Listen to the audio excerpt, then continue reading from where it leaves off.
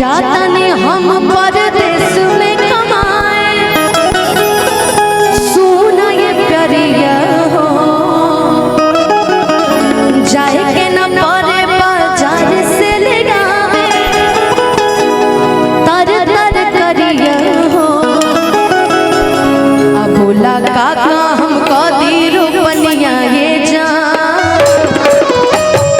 3 कट्ठा लुआया 1.5 कट्ठा भंटा तू 1 कट्ठा बोली धनिया ये जा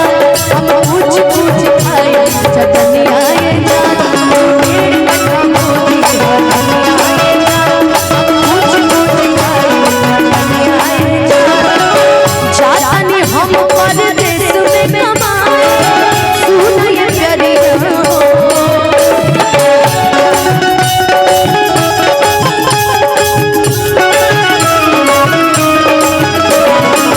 जाए के न पारे बाजार से ले आवे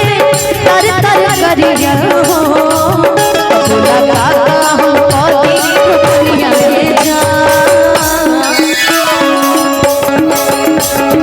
3 कट्ठा लुआया 1.5 कट्ठा भंटा तू 1 कट्ठा बोली हो धनिया ये जा कुछ कुछ खाए चटनिया ये जा तू 1 कट्ठा बोली हो धनिया ये जा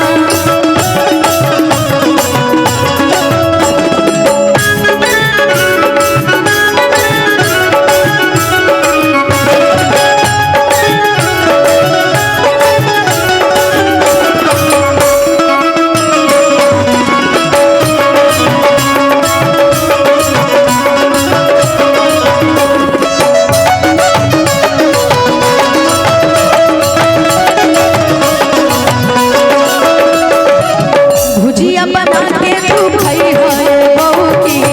2-4 दान हम लगा दे हम लहू की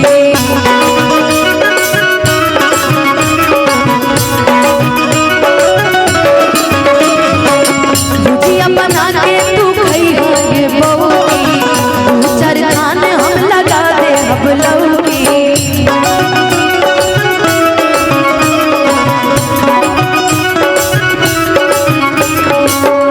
बड़ा कर लिया करोई हो राजा जय हो तू हमरा बोई हो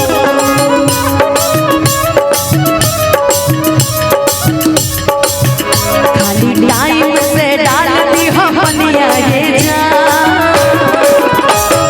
3 कट्ठा लुआया 1.5 कट्ठा भंटा तू 1 कट्ठा बोली हो धनिया ये जा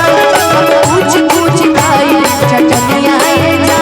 तू 1 कट्ठा बोली हो धनिया